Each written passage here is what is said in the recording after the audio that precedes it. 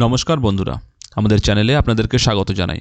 যারা চ্যানেলটিকে প্রথমবার দেখছেন তারা অবশ্যই চ্যানেলটি সাবস্ক্রাইব করে নেবেন এবং বেল আইকনটি দাবিয়ে দেবেন, যাতে চ্যানেলে দেওয়া সকল ভিডিওর প্রথম নোটিফিকেশান আপনাদের কাছে পৌঁছে যায়। তো আশা করি আপনারা সবাই জেনে গেছেন এখন যে এসএসসির যে 11-12-এর মেইন প্যানেলটা বেরিয়েছে, তাতে কিন্তু টেন্টেড ক্যান্ডিডেট পাওয়া গেছে। এসএসসি অফিসিয়াল ওয়েবসাইটেও কিন্তু সেই টেন্টেড ক্যান্ডিডেটের নামের একটা লিস্ট দিয়ে দেওয়া হয়েছে। এবার যেটা ব্যাপার সেটা হচ্ছে, আমরা এর আগে যদি আমরা জাজমেন্ট কপিসগুলো ভালো করে লক্ষ্য করি, সুপ্রিম কোর্টের অথবা যদি কলকাতা হাইকোর্টের, স্পেসিফিক্যালি বলতে গেলে 26শে নভেম্বর সেদিনকার যে সুপ্রিম কোর্টের জাজমেন্ট, সেখানে কিন্তু স্পষ্ট নির্দেশ ছিল যে যদি কোনোভাবে কোনো অজুহাতে নতুন করে যে নিয়োগ প্রক্রিয়া চলছে সেখানে একটিও টেন্টেড প্রার্থী থেকে যায়, মেইন প্যানেলের কথা বলছি কিন্তু মেইন প্যানেলে, কারণ এসএসসির তরফ থেকে সাবমিশন করা হয়েছিল যে আমরা যাবতীয় চেক করছি, আমরা কোনো রকম ভুল করব না। হ্যাঁ, আমাদের ম্যাক্সিমাম হলে ডকুমেন্ট ভেরিফিকেশান হচ্ছে, সেখানে ভুল যদি কেউ হয়ে থাকে, কারণ আমরা প্রথমেই টেন্টেড ক্যান্ডিডেটকে বাদ দিয়ে দিচ্ছি, ডকুমেন্ট ভেরিফিকেশানে কেউ চান্স পাবে না, বাই চান্স যদি কেউ পায় তাকে ডকুমেন্ট ভেরিফিকেশান থেকে বাদ দেওয়া হবে।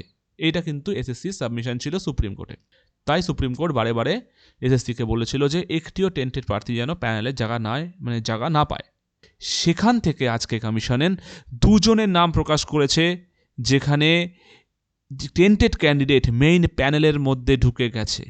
তার মানে কি আমরা এটা ভাবতে পারি যে এই নিয়োগ প্রক্রিয়ার ভবিষ্যৎ কতটা ভালো, কতটা সুন্দর, এই নিয়োগ আদৌ ভবিষ্যতে শেষ হতে পারবে কিনা? এটা একটা কিন্তু বড় প্রশ্নচিহ্ন তৈরি হয়ে গেছে কালকের পর থেকে। আরও মজার জিনিস, এটা নিয়ে কিন্তু অলরেডি সুপ্রিম কোর্টে কেস রেডি হয়ে গেছে। ডিটেলস এখন বলছি না, সুপ্রিম কোর্টে এটা নিয়ে কেস অলরেডি যেতে চলেছে, আপনাদেরকে সব জানাবো। এই যে টেন্টেড ক্যান্ডিডেট কেমন করে ঢুকলো, দুটো পাওয়া গেছে মানছি, কিন্তু তার মানে কি এটাই যে আর নেই? হয়তো এই লিস্টে আরও অনেক টেন্টেড ক্যান্ডিডেট আছে যাদের নাম আজকে এখনও পর্যন্ত এসএসসি কিন্তু প্রকাশ করেনি। হয়তো দুদিন পর এসএসসির আবার টনক নড়বে, না তখন বলবে এই দুটো ক্যান্ডিডেট আবার টেন্টেড বা এই 5টা আবার টেন্টেড। তো প্যানেলটা কোথায় দাঁড়াচ্ছে? তার মানে কি এই প্যানেলটি তো সম্পূর্ণ বাতিলের পথে যাচ্ছে, সেটা তো ক্লিয়ার। আসলে এসএসসি চায় না যে নিয়োগটি হোক, সামনে ভোট, সিম্পল পলিটিক্স চলছে, কোনোভাবেই এসএসসি চায় না যে ভোটের আগে নিয়োগ হোক, নিয়োগটা ঝুলিয়ে রাখবে। আর এর সহজ সরল হিসাব তো আমরা পেয়ে গেছি অলরেডি সুপ্রিম কোর্টে। আগস্টের 31 তারিখ পর্যন্ত যখন যে ডেটটি এক্সটেনশন চাওয়া হয়েছে, সেটা মঞ্জুরও হয়েছে।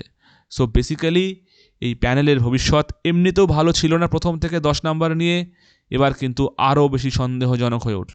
এবার দেখার সুপ্রিম কোর্টে যে কেসটি উঠতে চলেছে, সেই কেসটিতে জাজ কী রায় দেন।